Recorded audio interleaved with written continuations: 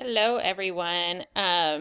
So glad to, well, I can't see you unfortunately, but at least you can see me a little bit here. But I wanted today to talk about next week you guys are going to be doing peer review on a full draft of your paper. So I'm going to talk about that a little bit and how to analyze the arguments because you are going to be arguing, remember, an arguable claim, something that other people disagree with. Um, so you want to not pick a topic that people widely agree with, even if they, like, for example, I used smoking as one of the arguments that was presented to me. Even if people smoke, they still know it's bad. It's been proven that smoking is bad, so they still do it because they're addicted to it, but they know that it's bad. It's been proven by medical professionals over and over that it's terrible for you. So you want to, think of something that people, that is a little controversial that people actually disagree with, okay?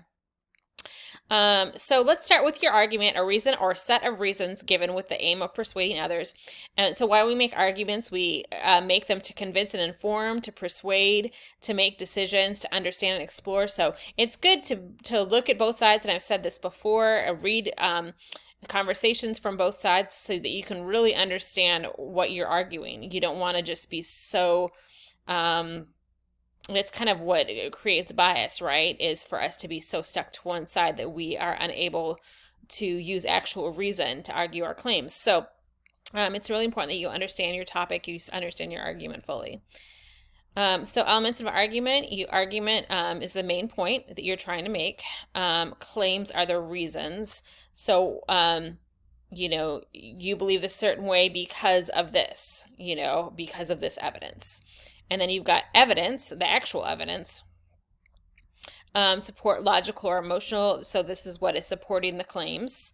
So it could be an emotional, support that you're using as evidence for your claim. It could be something even, from your own background. Of course, I do recommend that sorry, my cat is here. I do recommend that you guys use, actual research-based evidence. And you need to have 3 sources, good, reputable sources, okay? Concession is acknowledging some truth in opposing argument, restating arguments of the opposing side. Another word for that would be,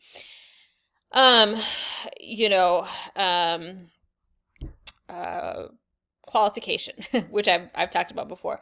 Oh no, my cat is getting in a drawer and she's being naughty right now, but that's okay. So I'm in my new apartment, by the way, and there's not a lot of place for me to record this, so I apologize. I'm in my bed and that's my head by me as I'm doing this. So your counter argument is the opposing argument. So how are you going to direct specific arguments from the other side? That's really important to consider. Refutations, the writer's arguments against those opposing viewpoints. So you want to look at the opposing argument, state what they state, but then you're going to refute it, right? Sample argument. Get out of there, bugger. Okay, sorry. She gets stuck behind the drawers and I can't get her out. Okay. Social media makes us lonely. That's the argument. Okay. Claims, these are the claims. So these are going to give you specific things specific elements that you are going to need in your paper. Okay. Comparison to others, superficial friendships, lack of in-person social skills. So these are the why behind your argument. Why does social media make us lonely? And then you're going to show your evidence. Okay, so these are actual facts from research that back up these claims right here. And then you've got your argument. Social media has connected people who never would have met otherwise. Okay, so it's important that you claim that it shows when you acknowledge the other side of the argument that you are listening. Okay, that you are not a jerk, that you are trying to consider both points of view, but you still want to argue, but you're also letting people know, hey, I do acknowledge that there's this other side of this argument and there's valid points to that, but I'm right. Right. So I don't want you guys to make allowance for being wishy-washy. You need to be very firm with your argument. You need to be very clear with your argument, but you still need to, acknowledge that there are some valid points to the other side. if there are. Sometimes there may not be. Concession, acknowledging some truth in opposing argument, restating of arguments of the opposing side. So while social media does bring people together from all over the world, most social media relationships are superficial, according to a study by Pew Research Institute. So this is stating the argument, but then saying, but look, this is actually what the research does say. Refutations to write the writer's arguments against those opposing viewpoints, counter arguments and why the writer's argument is stronger. According to data from Harvard, friends who met online are 3 times more likely to drift than those who meet in person. Drift apart. So while it's easy to meet friends online, those friendships are more difficult to sustain, thus leaving us lonely. So these are the actual refutations, right? And how it's actual evidence. So peer review, round 1. So this is our first round of peer review here. Read carefully through your partner's essay twice. You can make comments in the margins for suggestions or small grammatical changes, but don't concentrate on that too much. I want you to really look at the big picture issues. Now on the back of the paper, no, you don't necessarily have to do it this way, okay? Because we're not doing it in person, but these are some things that I want you to think about as you do your peer review for Friday. Tell the writer what you thought their thesis is and how they can improve it. Make a list of the writer's claims. If they aren't clear, give specific advice on how they can improve their claims to support their thesis. Give one example of support evidence that is persuasive in the writer's essay, and point out places where the essay needs more evidence. Remember, every claim needs to be supported. So if you just put a claim out there, you have to back it up with some research every single time. That is the why. You have your argument, you have your claim as to why you believe this argument, but how can you prove that? How can you prove that claim? So you need to have actual evidence for every single claim, okay? Don't just throw your ideas out there and get opinion-y and argue and be a punk, just make sure that you are backing up what you're saying. Last, tell the reader what your favorite part of the essay was and what you think they need to work on most, okay? We're not going to do round 2. I mean, we did one for the second page, but we didn't really, that was basically looking at your thesis and that kind of thing. So thesis revision, this is really important because this is where we trip up a lot of times in our papers, right?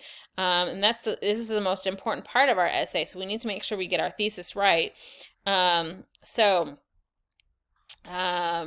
was meant to actually be done in class, obviously, but we're can't do that here. So this is an example of a thesis for an argument paper here.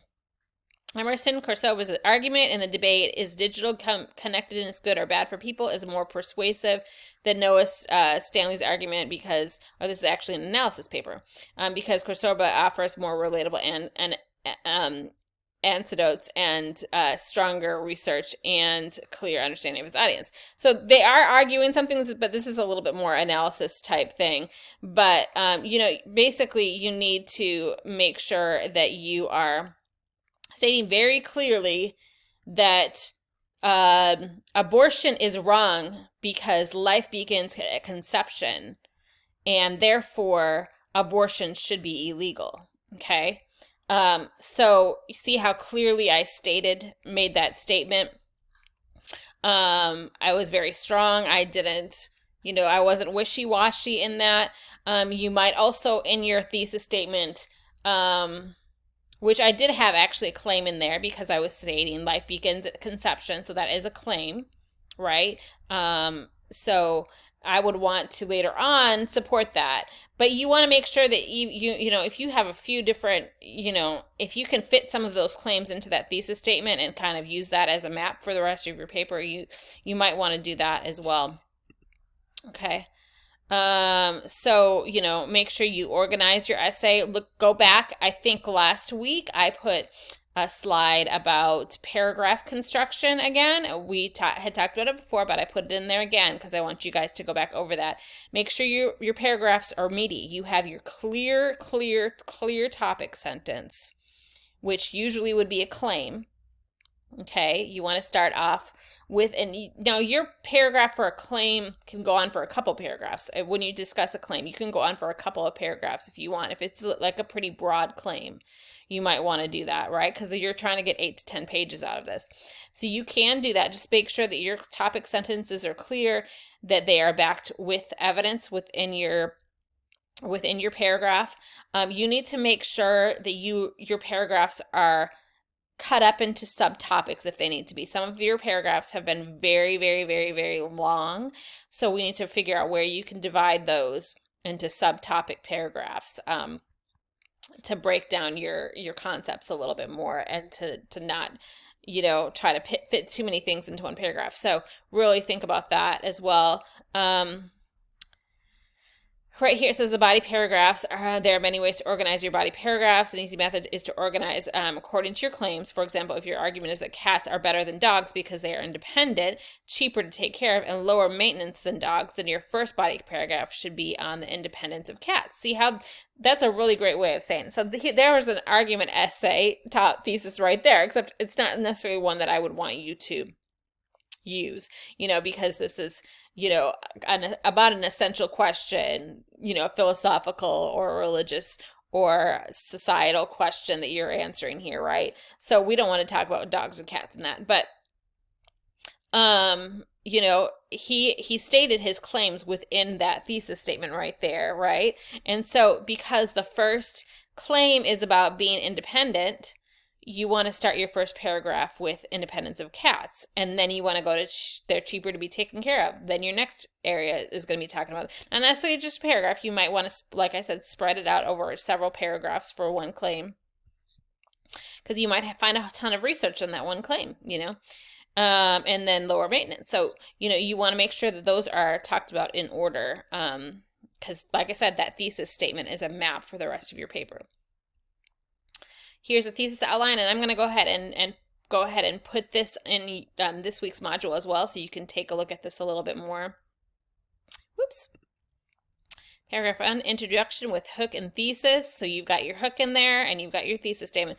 Paragraph 2, this is where you're going to give your contextual information, background information on the subject. And you might want to look at both arguments. Might want to write about both arguments in that topic, the history behind it, the context, all of that stuff. You want to have a good paragraph about all of that stuff, and maybe a couple of them. But you don't want to take up too much space with that, because you really want to be able to get into the nitty gritty of your argument, right? I'm going to be looking more at your argument than I am about your context. So try not to take up 4 pages on your just building context. That's not going to help you get a good grade on your paper. Your argument is, but it's always good to give that background information on your topic. And then, here are the different claims. How cats are more affordable to the independence of cats. How cats are more affordable to take care of. How cats are lower maintenance than dogs. And so it's kind of split up into that 3. Of course, this is a longer paper, so it is going to be more paragraphs than that, right? And you can have more than 3 claims as well. You can have several claims if you want. Just make sure that, you try to talk about all of them briefly but you might want to go back to this thesis statement, as a model for your thesis statement as well. Make sure that you do this. This is an MLA quick review. If you're doing APA, you can do that as well. Just make sure that you do the formatting correctly. Go to Purdue OWL to do that. But this needs to be happening. Do not use big font. Do not use a half extra inch than you are allowed to do, because I noticed that immediately, and you will get deducted points for that. So do not do that. This is what your paper needs to have, period. And I am going to let you guys do PDFs. And this one, because I used to do margin comments all the time, but it's just with so many students, it just takes me too long to do it. So I'm just writing the comments and the notes, comment space. But go ahead and use PDF, because it is kind of been wonky with the word formatting. So I'm going to let you guys do that. So this is what your paper needs to look like. It doesn't need to have a huge title. It needs to look exactly like this, guys. and then your page numbers and everything up here, the way they're supposed to, depending on your format. All right, we're running out of time. You guys have a good week, and I will see you soon. Bye.